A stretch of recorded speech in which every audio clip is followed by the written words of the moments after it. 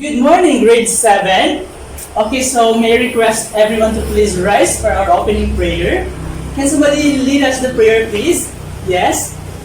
In the name of the Father, and of the Son, and of the Holy Spirit. Amen. Okay, thank you so much. So before you take your seats, I'd like you to please arrange your chairs. And please pick up some pieces of papers on the floor, please. Okay, thank you so much. Okay, you now take your seats. So today, grade 7, we will have a new topic.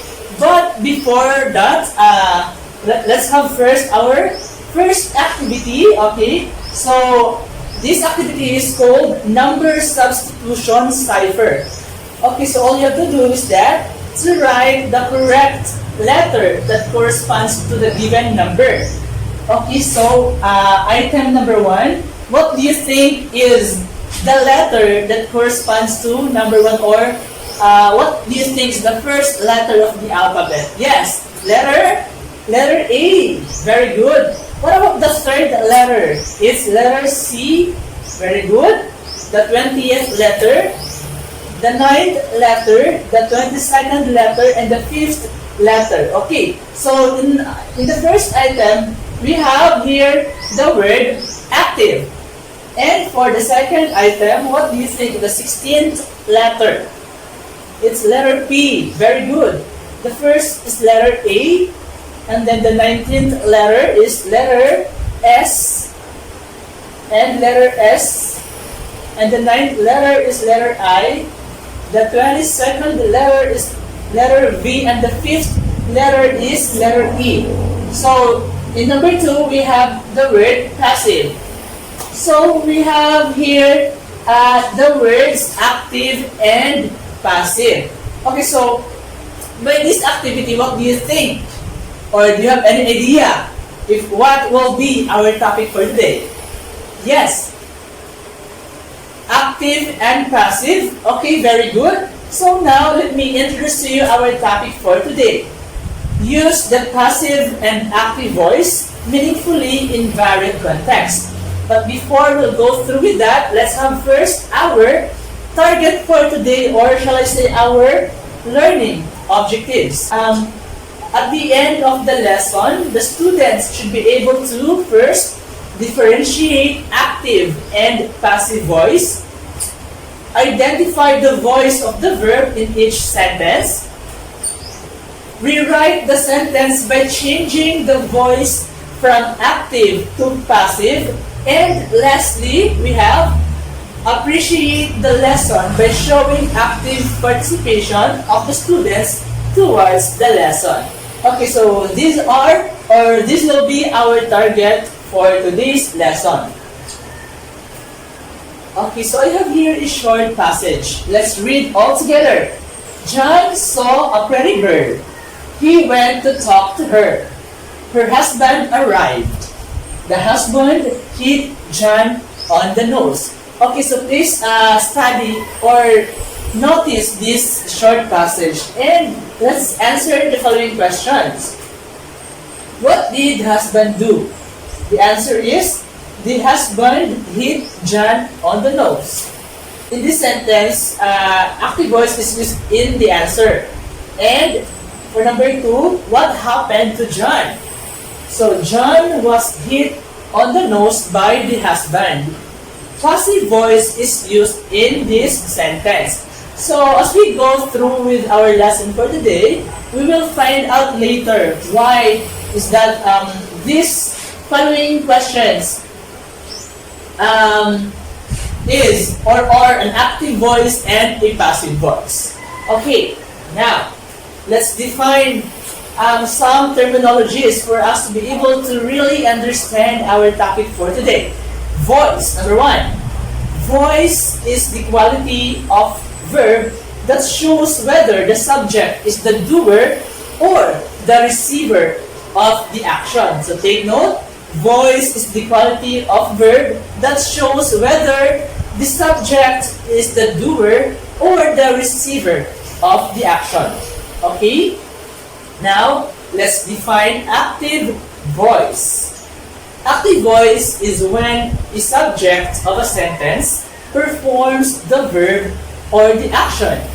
Okay, again, it is an active voice when a subject of a sentence performs the verb or the action.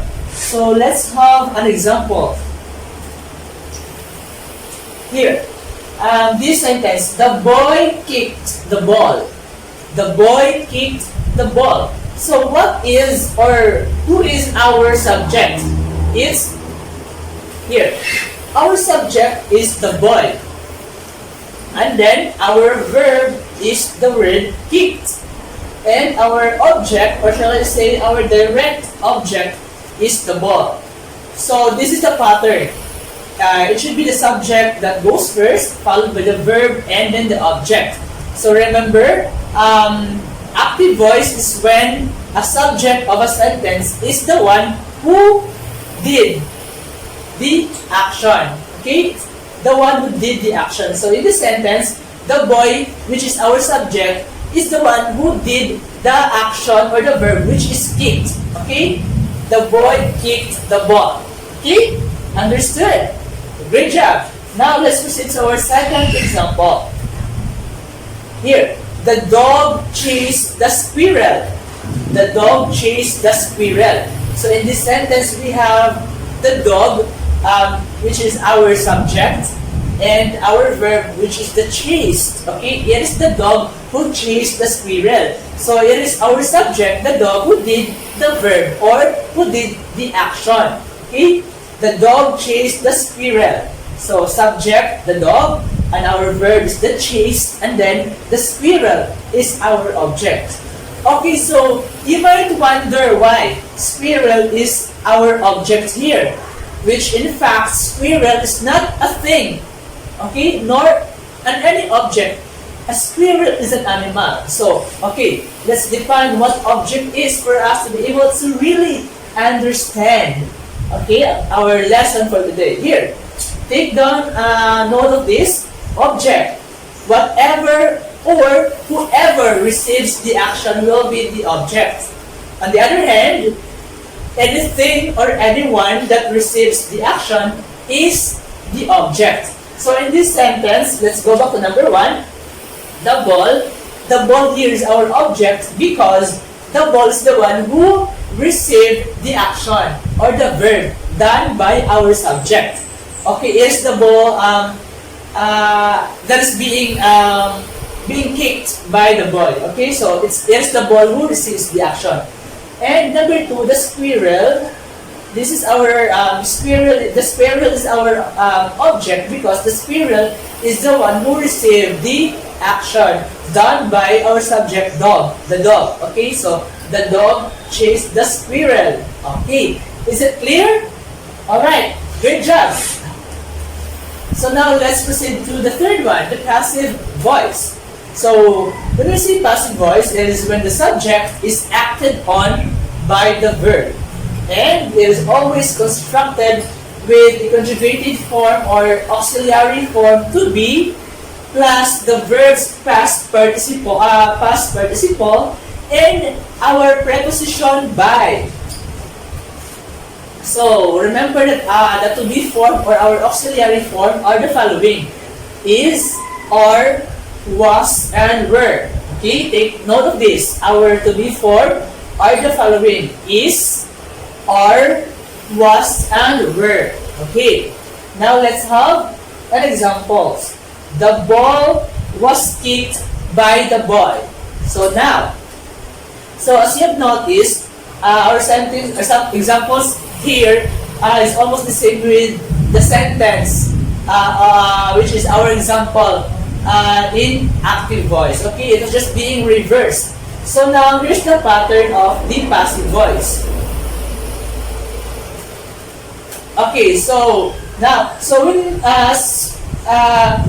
as we can see that in active voice, it is the subject that goes first. Here in passive voice, the object that goes first.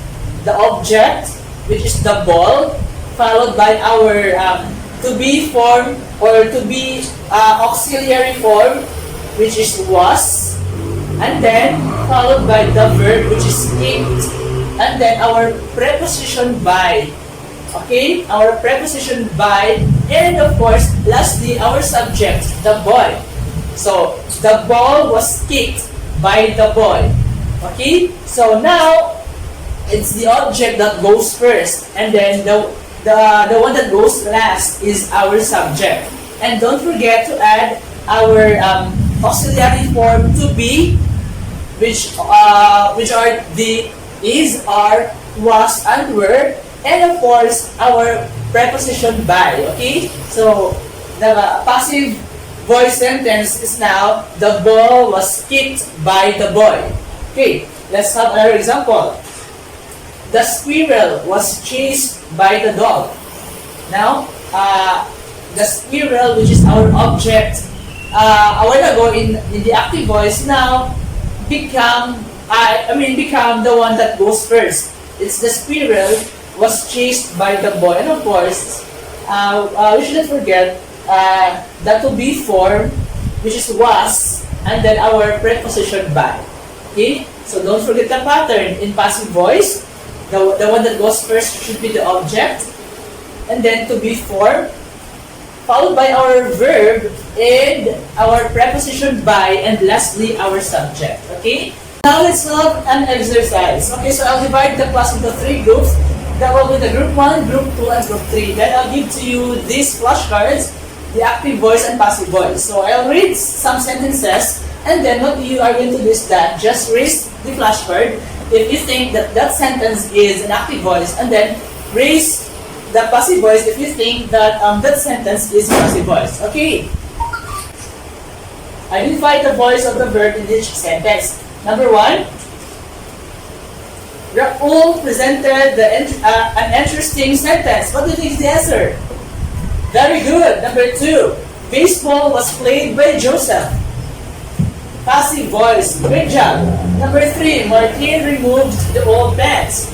It's an active voice. Very good. Number 4, the national budget was approved by the Congress. It's a passive voice. And last one, she cooked the breakfast. What do you think is the answer? Active voice. Very good. Now, let's proceed to our second exercise. Okay, so I have here a strips of cartolina and a marker. So, using the same groups, I'll give it to you. Group 1, Group 2, and Group 3. Okay, using that cartolina and the marker, so I'll assign to you a sentence, and then if you think that that sentence is an active voice, then you will rewrite it into passive voice. But if you think that the sentence assigned to you is a passive voice, so you are going to rewrite it into an active voice. Okay, for Group 1, Group 2, and Group 3. Okay, I'll give you 2 minutes to answer. Time's up. Now, okay, may I see your answer?